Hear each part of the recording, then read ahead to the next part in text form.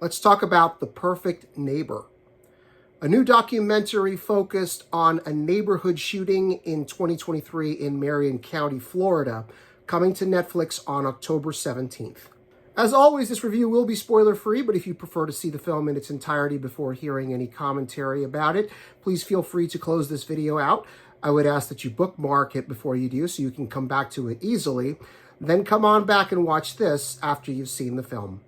The Perfect Neighbor approaches the events it documents in a way that's a bit rare in terms of documentary filmmaking. I've seen it a handful of times before. It's rare in the sense that the film doesn't have any talking heads, no sit-down interviews with witnesses or law enforcement, no experts, and very little voiceover that was recorded specifically for the film. Instead, it relies almost entirely on footage that was shot at the time the events were happening. Footage that comes from body camera, video obtained from the Marion County Sheriff's Office, as well as doorbell cam and security camera footage obtained from houses in the neighborhood that were near the site of the shooting.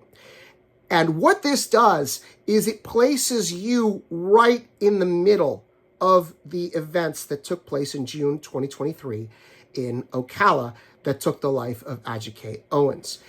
These events and the court case that followed, the arrest and the court case that followed, led to a nationwide discussion about stand your ground laws, in particularly how they're written and enforced in the state of Florida, but also there are similar laws in other states. Now, where you stand on those particular laws and why they were enacted, how they are enforced, I'm not going to touch on that, and I don't think it matters. What matters is that as you're watching this, because the film is edited the way that it is, you hear from the people who were involved.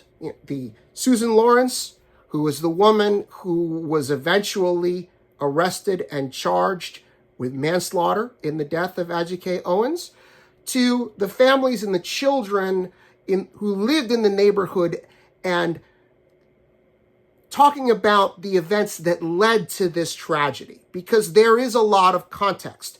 There were a number of police calls, and all of them are important to demonstrate the buildup to what led to this.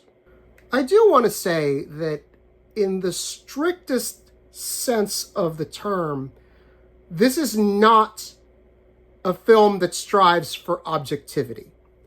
The filmmaker here did have a thesis. They do want to challenge the idea of stand your ground laws, how they are enforced, who they protect, and do they disproportionately protect certain people. And I believe it's the filmmaker's thesis that they do.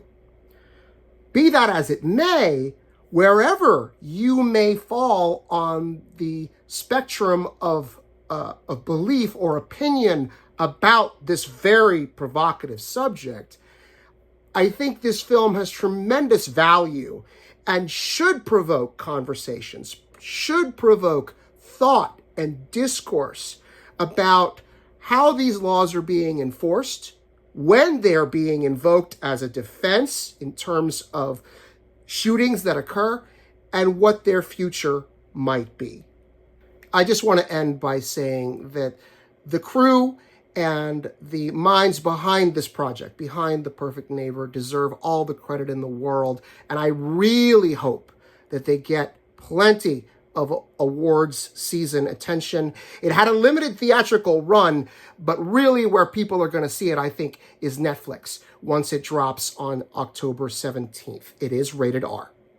You can find more Film Buff Unplugged reviews and videos on Substack. Just head to fbunplugged.substack.com and subscribe for free. That way you won't miss a single post. We also have a channel on YouTube. Head to youtube.com/@FilmBuffUnplugged, all one word. Please give us a like on Facebook, and if you're on TikTok, you can find my review videos and more by searching for @FelixAlbuerne Jr., all one word. Thanks for watching.